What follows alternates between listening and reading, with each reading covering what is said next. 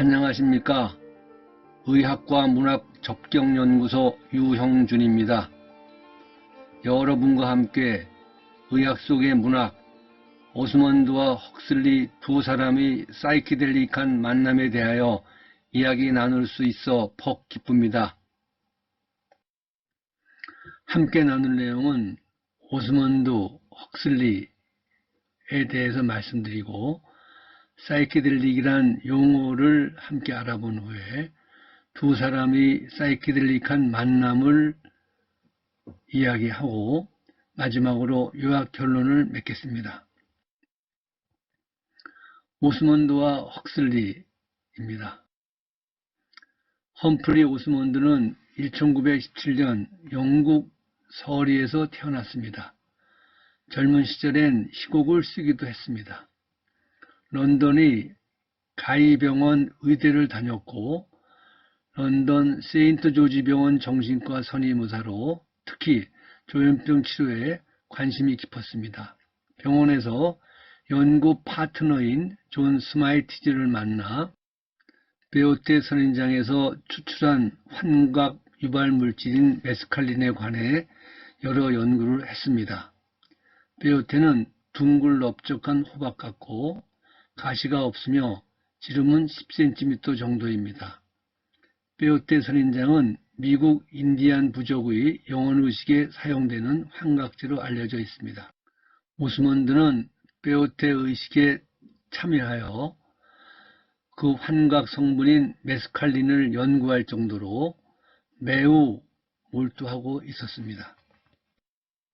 오스먼드와 스마이티즈는 메스칼린에 의해 나타나는 증상이 조현병 증상과 유사하다는 결과를 발견하였습니다. 그 결과를 토대로 조현병은 메스칼린과 연관이 있는 화학물질이 과잉하여 생기는 병이라고 가정했습니다. 그들은 이 가설을 M가설이라 불렀습니다. 그러나 당시는 프로이드적 사고가 지배하던 시기여서 그들의 가설은 쉬이 받아들여지지 않았기에 그들은 심한 학문적 고립을 느꼈습니다. 2차 세계대전으로 영국의 경제는 소진되어 국가재산의 4분의 1이 소모된 상태여서 런던에선 연구비를 확보할 수 없었습니다. 이럴 즈음에 캐나다는 사회 민주주의 정부의 공공정책 일환으로 새로운 실험 연구 지원을 활성화하고 있었습니다. 2차 대전 후 당시 캐나다의 정신질환 치료 상황은 슬라이드와 같습니다. 정신과 기관은 과밀하였고 1950년 정신병원에 약 6만 6천 명의 환자가 입원하고 있었는데 비정신병원의 환자 수보다 많았습니다. 대부분의 정신과 기관은 100% 이상의 능력으로 운영되고 있었고 인력 부족, 과밀, 효과적인 치료 부족으로 인해 치료라기보다 감금에 가까웠습니다. 이러한 상황을 개선시키기 위해 국가가 적극 나서 정신과 질환 우수 해외 연구자를 초청하였습니다. 특히 서스케처원주는 적극적이었습니다.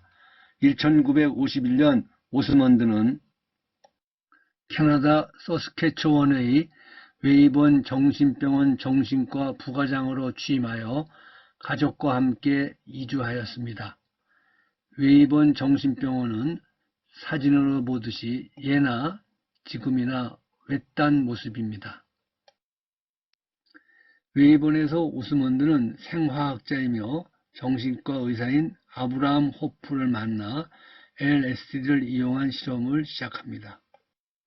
오스먼드는 LSD를 자신의 몸에 투약하여 의식에 중대한 변화가 일어남을 직접 확인하는 등 여러 실험 연구를 통하여 조현병 환자가 과잉 생산하는 물질은 메스칼린 및 다른 환각제와 구조적으로 유사한 아드레날린의 부산물인 아드레노크롬이라고 주장했습니다. 즉 조현병 환자는 과도한 아드레노크롬에 의해 발병할 거라는 이론적 근거를 얻었습니다. 그들은 앞서 이른 M가설의 기본 개념을 이어 오스먼드 호포 아드레노크롬 가설을 제안했습니다. 이는 환각제에 의해 유발되는 심령 상태에 관한 정확한 이해를 도출하였고 환각이 정신 이상적 발현이라는 전통적 해석에서 벗어나려는 탐사의 시작이었습니다. 그러나 북아메리카의 정신의과학 분야의 주도적 연구 경향과는 동떨어진 채 변두리 외딴 일개 병원에서 외톨이로 연구했던 오스몬드에겐 정신과 분야 저 너머의 착상을 지닌 협력자가 필요했습니다. 그때 한 작가로부터 편지 한 통을 받습니다. 1953년 환갑을 바로 앞둔 올더스 헉슬리는 오스몬드가 발표한 메스칼린에 관한 기사를 보고 오스몬드에게 감사 편지를 보냈습니다. 헉슬리는 편지에 매우 재능 있는 사람들이란 글을 붙여서 보냈습니다. 사진은 1947년 타이프를 치고 있는 53세 때의 헉슬리 모습입니다. 사진에서 얼핏 헉슬리의 눈 모습을 보시면 조금 이상함을 느낍니다. 헉슬리는 점상 각막염으로 인해서 거의 실명에 빠져 젊었을 때 한동안 고생을 하기도 합니다. 사진은 헉슬리 할아버지와 헉슬리의 형 줄리안 헉슬리입니다. 헉슬리는 영국에서 가장 유명한 지식 가문의 하나인 헉슬리가의 자손입니다. 사진에서 보는 할아버지 토머스 헉슬리는 다인과 절친이었고 아버지 레오나르도 헉슬리는 저명한 작가이자 약초학자였습니다. 영국 런던 헉슬리가 살던 곳엔 3대의 헉슬리를 과학과 문학의 사람들이란 영국 유산을 알리는 영국 유산 표지판이 붙어 있습니다. 헉슬리는 루이스 루인의 펜타스티카를 읽은 후 마약 사용에 관심을 갖게 되었습니다. 루이스 루인은 독일의 양리학자로 심리적 효과에 따라 약물과 식물을 분류하는 연구를 했는데 특히 페요테 선인장에 대한 분석을 세계 최초로 발표도 했었습니다. 헉슬리의 가장 유명한 소설은 1932년 발표한 멋진 신세계입니다. 이 소설은 디스토피아 세계에서 통제 수단으로 사용되는 가상의 마약인 소마에 대한 이야기를 담고 있습니다. 사진은 멋진 신세계 브레이브 뉴 월드의 1932년 초판본 표지입니다. 이 그림은 헉슬리와 거의 동의어인 멋진 신세계를 드라마로 방송한 영국 BBC 방송의 포스터입니다. 보시듯이 이 포스터엔 멋진 신세계의 키워드인 소마, 인간계층, 또한 탄생 조작 신생아, 감시 통제, 종교 등이 도형으로 표현되어 있습니다. 헉슬리는 1937년 미국 캘리포니아 로스앤젤레스로 이주합니다. 캘리포니아의 온화한 기후가 시력에 도움이 된다고 해서 이주했다고 합니다. 이 집은 헐리우드 언덕이 전망 좋은 곳에 위치하고 있고 현재도 방문객의 발걸음이 끊이지 않습니다. 사진은 헉슬리 집을 방문한 이들이 멋진 신세계 낭독회를 하고 있는 장면입니다. 멋진 신세계의 신비로운 경험을 통해 개개인을 계몽함으로써 세상의 문제를 해결하는 생각을 드러냈던 헉슬리는 마약의 모호한 효과에 주의를 집중하고 있었습니다. 미국에 온 직후 헉슬리는 뉴멕시코의 아메리카 원주민 교회에서 예배의식에 페요테를 이용한다는 소문을 들었습니다. 조현병에서 메스칼린의 효과는 오스몬드의 논문 기사를 이미 읽어 알고 있었습니다. 헉슬리의 신비로운 경험과 유토피아의 관심은 자연스럽게 약물, 특히 메스칼린, LSD 등에 몰입하게 하였습니다. 이러한 헉슬리의 생각은 조지 오웰과의 관계에서도 짐작할 수 있습니다. 헉슬리는 조지 오웰의 고등학교 프랑스어 교사였습니다. 1949년 조지 오웰이 자신의 저서 1984를 헉슬리에게 증정하자 헉슬리는 답신을 보냈습니다. 위의 편지 내용을 번역합니다.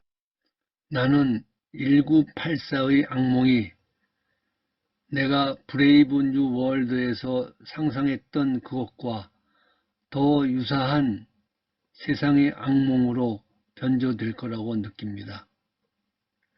그 변조는 효율성 향상에 대한 필요성 때문입니다. 물론 그 사이에 대규모의 생물학 및 핵전쟁이 있을 수 있습니다. 이 경우 우리는 상상할 수 없는 또 다른 악몽을 꾸게 될 것입니다. 통제, 조작, 변조. 그 변조는 세상을 효율적으로 향상시킨다. 헉슬리에게 들어있던 생각의 한 부분이었을 것입니다. 사이키델릭이란 말을 나눕니다. 사이키델릭은 도치 또는 환각을 일으키는 지각상태를 가리키는 말입니다. 이 용어를 만든 사람은 어스먼드와 헉슬리입니다. 둘은 편지를 주고받으며 인간의 의식에 대한 예전의 이해 방식과 다른 방식으로 인간의 의식을 파악하고자 해석하였습니다. 1955년 헉슬리는 직접 체험한 환각적인 공상의 비행에 대해 어스먼드에게 편지를 쓰면서 다음과 같은 구절을 넣었습니다. 번역합니다. 이 평범한 세상을 숭고하게 만들려면 반그램의 페이노로사임을 섭취하십시오. 헉슬리는 정신 상태를 바꾸는 약물의 효과를 묘사하는 새로운 용어로 페이노로사임을 제안했습니다. 파는 보이는, 티머스는 영혼을 가리키는 두 그리스어 단어의 합성어입니다. 페이노로사임은 영혼이 보이다를 의미합니다.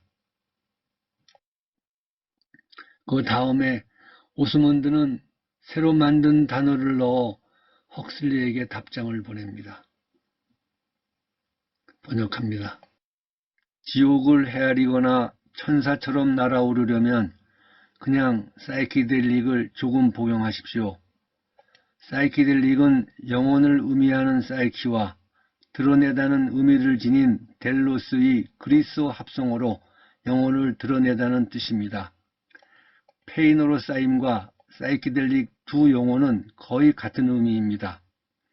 두 사람 다 환각 현상을 표시하기 위해 영혼을 드러내어 보인다는 새로운 용어를 제시하였는데 이는 환각의 개념을 두 사람이 공유하고 있었음을 보여줍니다. 즉 환각은 헛것 또는 헛소리가 아니라 내면의 표출이라고 둘 다 인식했던 것입니다. 그 당시 환각을 의미하는 용어는 정신 이상적 환각이란 뜻의 사이코토마이메틱이었습니다. 환각이 정신병의 증상이라고만 여겼기 때문입니다. 그것을 헉슬리는 페이노로사임으로 오스먼드는 사이키델릭으로 바꾸어 놓았습니다. 물론 일부 학자가 사이코델릭이 의미론적으로 더 알맞은 용어라고 지적했지만 사이키델릭은 정신과 영역을 넘어서 우리 사회 문화 전체에 깊은 영향력을 주는 단어가 되었습니다.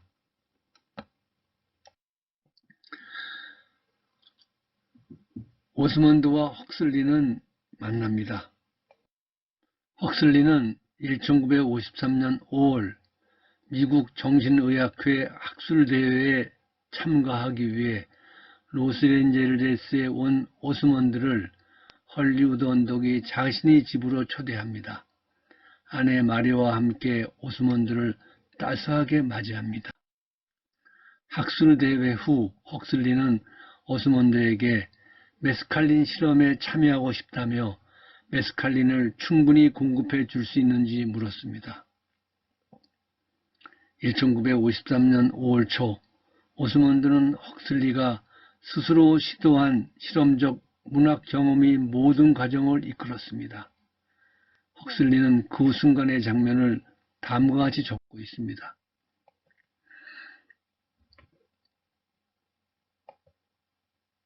나는 물 반 컵에 메스칼린 0.4g을 녹여 삼켰고 앉아서 결과를 기다렸다.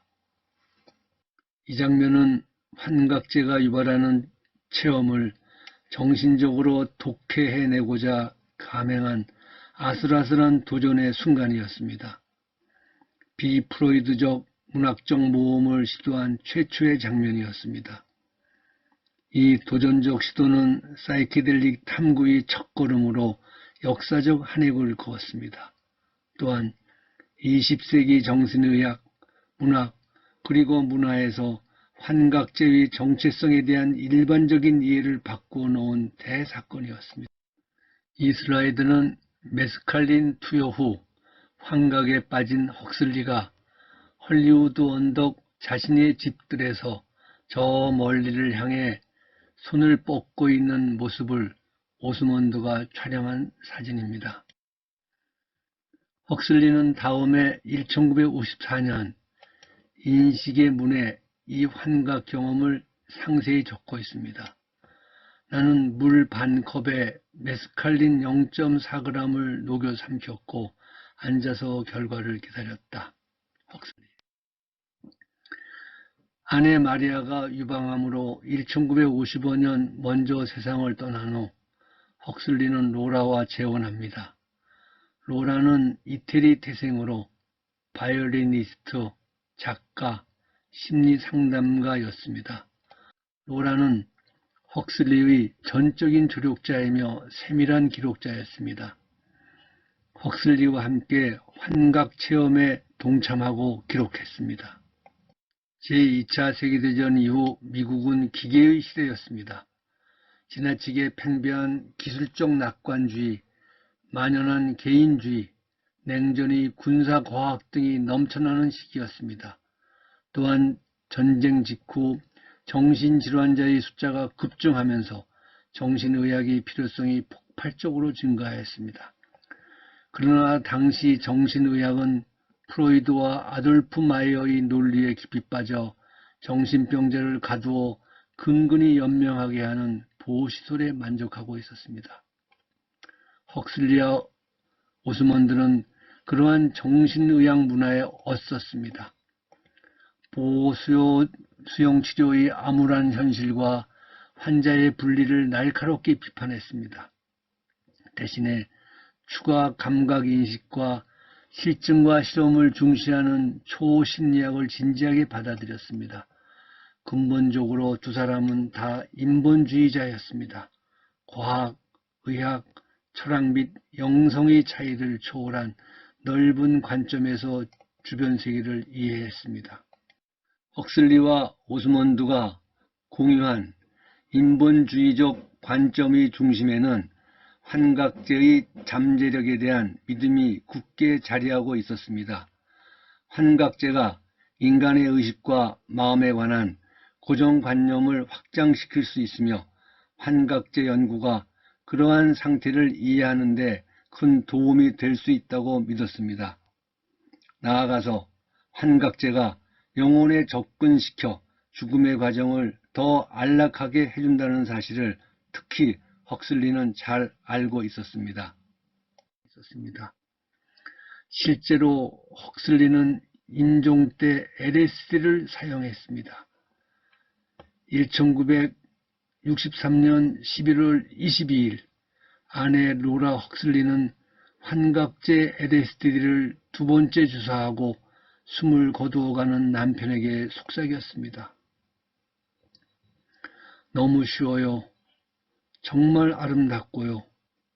당신은 그렇게 아름답고 쉽게 하고 있어요. 가볍게 자유롭게. 이스라엘들은 헉슬리의 죽음에 대하여 로라 헉슬리가 헉슬리의 형 줄리안 헉슬리 부부에게 보낸 편지의 첫 장입니다. 편지에는 헉슬리의 죽음 과정이 고스란히 적혀 있습니다. 로라는 헉슬리의 마지막 필적도 보관하였습니다. 헉슬리는 LSD 100을 근육주사 해줘라 고 썼습니다.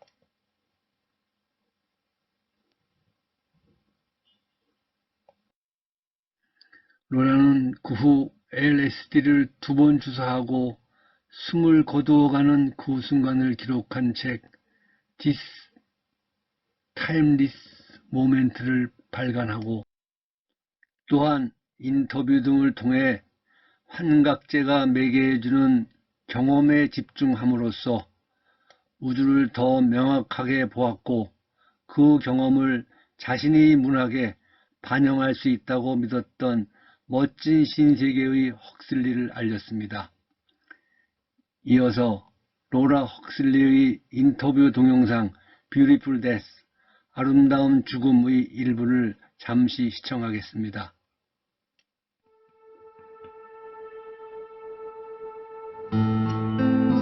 Last morning he was dying and he said to me, give me a big piece of paper. And so I did. So he wrote 100 microgram LSD intramuscular, which was the usual thing that we did. It was a strange day, because here he was dying, and usually the house is very quiet. 요약 결론하고자 합니다. 의학과 문학의 접경연구소는 지난 제1회, 제2회, 그리고 이번 제3회 세미나를 거쳐 의학 속 문학의 재주를 연구 발표하고 있습니다. 의학과 문학이 점점 그 접경면을 확장하고 밀착도가 끈끈해질수록 재주의 기회와 정도는 잦고 강해질 것입니다. 그러나 그것만으로는 부족합니다. 상당 부분 서로 겹쳐 포개어질지라도 그것은 단지 하나 위에 다른 하나가 얹혀 있을 뿐이기 때문입니다. 의학과 문학의 접경이 북적되려면 반드시 제3의 요인이 제3의 에너지가 필요합니다. 에너지를 낼 노력과 정성이 필요합니다. 그 노력과 정성이 제3의 인자로 작동하여 의학과 문학의 접경 연결이 쉬이 풀어지지 않도록 어근 맡기게 겪는 모습은 위상수학적으로 보로메오 고리를 닮았다고 제시한 바 있습니다. 보로메오 고리는 자기 고유성, 일치화의 특성을 갖고 있습니다. 둘은 특유의 개성을 각각 지닌 채 그저 엇갈린 상황이고 제3의 고리가 엮어주어야 하는 보로메오 통섭의 꼴로 결어 제조하고 있으리라 가정합니다. 어느 하나라도 손상되면 쉬이 분리되어 제각기 흩어지면서 개개의 고유의 특성이 고스란히 또 나누어지게 됩니다.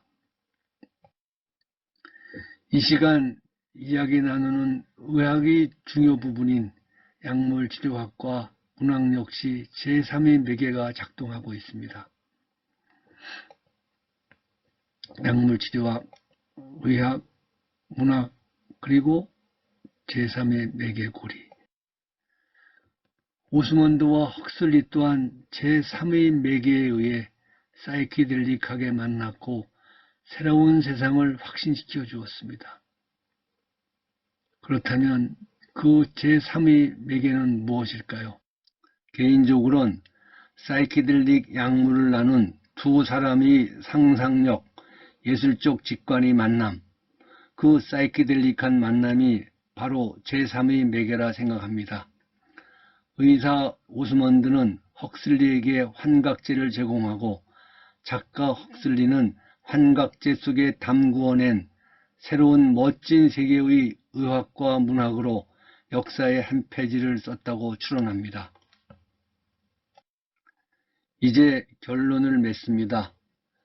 의학과 문학의 경계를 넘어 오스먼드와 헉슬리의 환각제에 대한 정직한 수용은 문화를 변화시켰습니다. 사물을 다르게 보고 경계에 서 있는 문의 개방을 맹렬히 옹호했습니다. 의심할 필요가 있다고 판단한 고착한 아이디어와 더 안전한 확실성을 경멸했고 의문을 제기했습니다. 의사 오스먼드와 작가 헉슬리는 상상과 직관이 넘치는 사이키델릭한 만남을 통해 새로운 멋진 세계를 찾아 약물과 글, 의학과 문학의 경계를 재배치하였습니다. 끝까지 동참해 주셔서 참 고맙습니다.